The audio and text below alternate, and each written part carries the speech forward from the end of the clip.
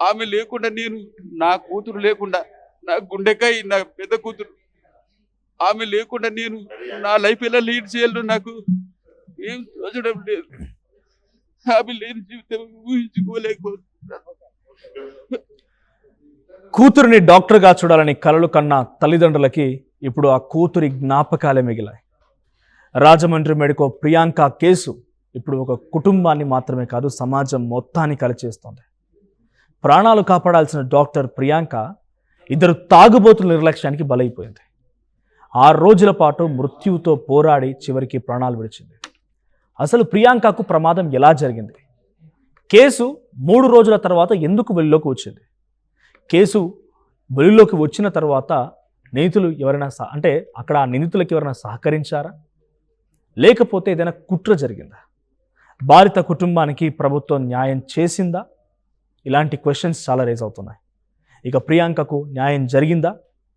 మీరేమనుకుంటున్నారో comment చేయండి. అసలు ఏం జరిగింది డీటెయిల్గా నేను చెప్పే ప్రయత్నం చేస్తాను.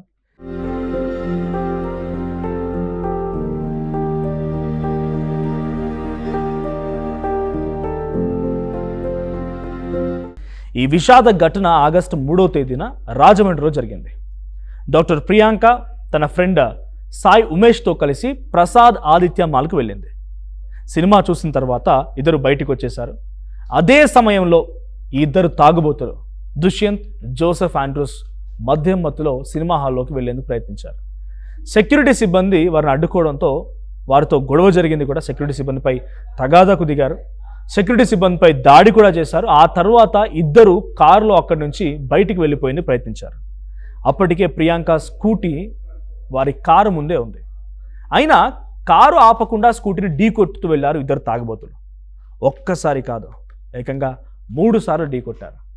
అంతటితో ఆగకుండా ప్రియాంకపై కారు పోనివ్వడంతో, అంటే తన కింద పడిపోయింది, కారు ఢీకొట్టడంతో తన తలపై నుంచి కారును పోనివ్వడంతో ఆమె తలకి, ముఖానికి చాలా తీవ్రంగా గాయాలైపోయాయి. క్షణాల్లో అక్కడ పరిస్థితి చాలా భయంకరంగా మారింది.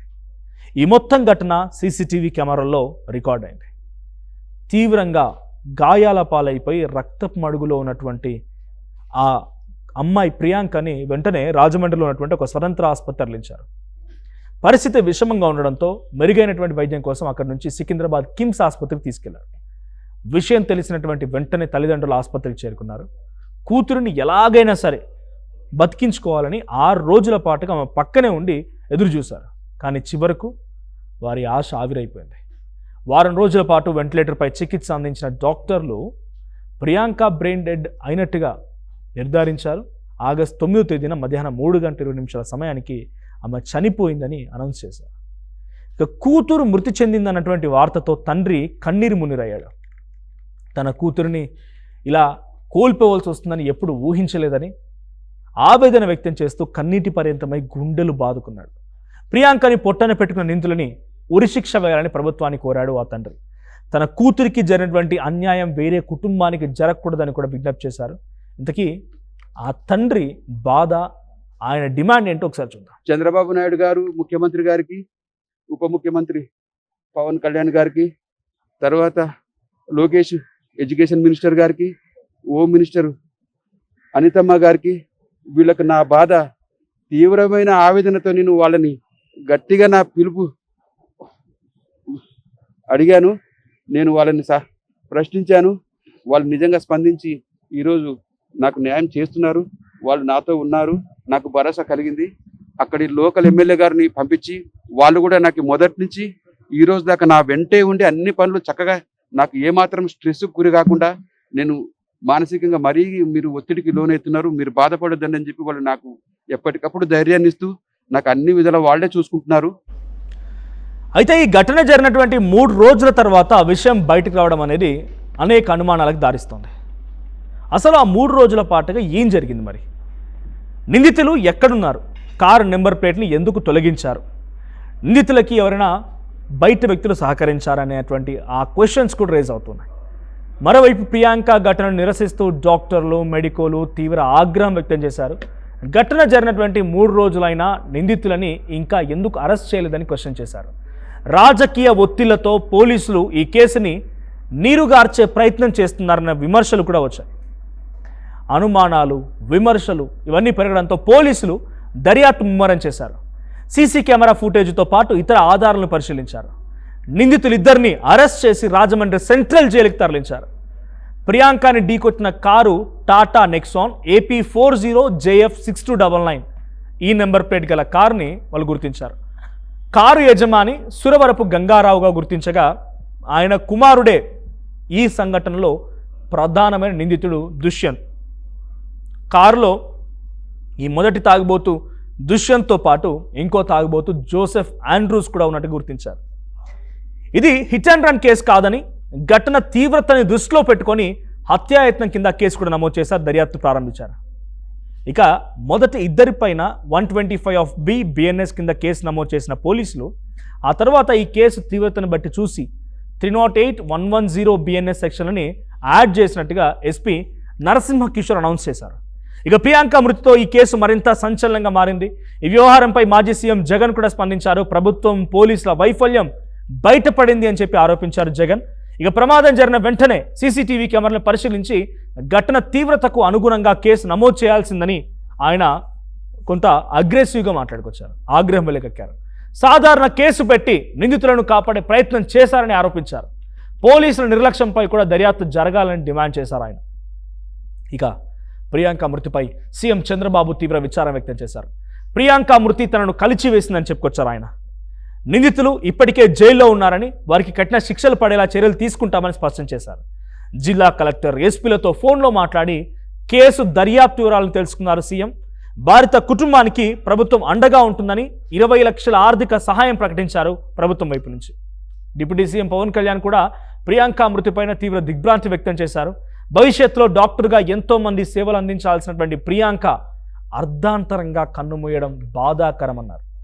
ఇక నిందితులకు కఠిన శిక్షలు పడేలా ప్రభుత్వం చర్యలు తీసుకుంటుందని ఆయన కూడా తెలిపారు. ఇక ఈ కేసులో ఎలాంటి రాజకీయ ఒత్తిళ్లు లేవని, కేసు దర్యాప్తు పారదర్శకంగా జరుగుతుందని రాజమండ్రి ఎమ్మెల్యే ఆదిరెడ్డి శ్రీనివాస్ స్పష్టం చేశారు. ప్రియాంక కేసును రాజకీయం చేయడం కరెక్ట్ కాదని, నిందితులని ఇప్పటికే పట్టుకున్నామని ఎలాంటి దుష్ప్రచారాలు చేయొద్దని కూడా రాజమండ్రి ఎమ్మెల్యే మాట్లాడుకొచ్చారు ఆదిరెడ్డి. సో ఒకసారి ఆయన ఏం మాట్లాడారు ప్రియాంక మరణం పైన, ప్రియాంకకు సంబంధించిన కేసు పైన, ఆయన మాటల్లో విందాం. ఇలాంటి సందర్భాల్లో రాజకీయాలు చేసి ఆ అమ్మాయిని వ్యక్తిగత హననం చేయడం ఇవన్నీ కూడా చేయకండి దయించి. బాధలో ఉన్న కుటుంబానికి భరోసాగా నిలబడండి. ఈరోజు ప్రభుత్వం చేయాల్సిన కార్యక్రమాలు చేస్తున్నాం, పారదర్శకంగా చేస్తున్నాం. గౌరవ ముఖ్యమంత్రి చంద్రబాబు నాయుడు గారు వెరీ క్లియర్గా ఉన్నారు. డిప్యూటీ సీఎం గారు వెరీ క్లియర్గా ఉన్నారు. IT and education minister Lokesh గారు వెరీ క్లియర్గా ఉన్నారు. తప్పు చేసిన వారు ఎవరైనా సరే వదిలిపెట్టే ప్రసక్తే లేదు. విపరీతమైన న్యూస్, అనేకమైన ట్రోలింగ్స్, ఏదో జరిగిపోతుంది, ఎవరెవరో చెప్పేస్తున్నారంటే ఏమీ లేదు. అపోహలు నమ్మవద్దు. మేము వెరీ క్లియర్గా ఉన్నాం. ఆ కుటుంబానికి 100% కూటమి ప్రభుత్వం అండగా ఉంటా ఉంది. ఎక్కడైతే ప్రొసీజరల్ ల్యాప్సెస్ లేవు, థరో ఇన్వెస్టిగేషన్ చేయడం వల్లే జరిగింది. ఏదేమైనా వారి కుటుంబానికి మేము అండగా నిలబడాలని అనుకున్నాం. మరొక కుటుంబానికి కష్టం రాకుండా చూడవలసిన బాధ్యత ప్రభుత్వం పైన ఉంది. ఆ కార్యక్రమాలు అయితే ప్రియాంక మృతి చెందడంతో ఈ కేసులో నిందితులకు పడే శిక్ష కూడా కీలకంగా మారింది. ప్రియాంకని ఉద్దేశపూర్వకంగానే, ఇంటెన్షనల్గానే వాళ్ళు ఈ రకంగా హతమార్చి ఉన్నట్టు కోర్టులో కనుక రుజువైతే నిందితులకి జీవిత ఖైదు పడే అవకాశం కూడా ఉంది.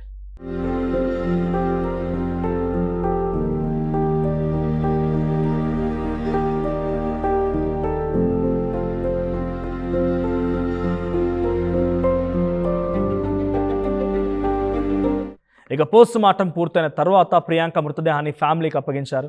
అక్కడి నుంచి ర్యాలీగా జోగులాంబ గద్వాల జిల్లా ఐజా మండలం ఎగ్లాస్పురానికి తీసుకువెళ్లారు. ఒకప్పుడు నవ్వుతూ తిరిగినటువంటి ఆ అమ్మాయి ఇప్పుడు నిర్జీవంగా ఇంటికి చేరింది. కూతురిని చూసి తల్లిదండ్రులు గుండెలు పగిలేలా ఏడ్చారు. బంధువులు, గ్రామస్తులు కన్నీళ్లు పెట్టుకున్నారు. ప్రియాంకని చివరిసారి చూసేందుకు భారీగా జనం తరలివచ్చారు. కుటుంబంలో వంశపారపర్యంగా వస్తున్నటువంటి సాంప్రదాయం ప్రకారం వ్యవసాయ క్షేత్రంలో ప్రియాంక అంతిమ సంస్కారాలు జరిగాయి. అలా 6 రోజుల పాటు మృత్యువుతో పోరాడిన ప్రియాంక ప్రయాణం ముగిసింది. కానీ ఒక తండ్రి కన్న కల మాత్రం మధ్యలోనే ఆగిపోయింది. కూతురిని డాక్టర్గా చూడాలని, ఎంతోమందికి వైద్యం చేయాలన్న వారి ఆశ ఆవిరైపోయింది. ప్రియాంకను తిరిగి తీసుకురావడం ఎవరి వల్ల కాదు, కానీ ఆమెకు ఏం జరిగిందో పూర్తిగా వెలుగులోకి తీసుకురావడం మాత్రం పోలీసుల చేతుల్లోనే ఉంది. ప్రియాంకను తిరిగి తీసుకురాలేకపోయినా నిందితులకు చట్ట ప్రకారంగా కఠిన శిక్ష పడాలి. ఆ బాధిత కుటుంబానికి న్యాయం జరగాలని రకంగా అందరము డిమాండ్ చేయాల్సిందే, ఆ బాధ్యత తీసుకోవాల్సిందే. అదే ప్రియాంకకు ఇచ్చినటువంటి నిజమైనటువంటి నివాళి.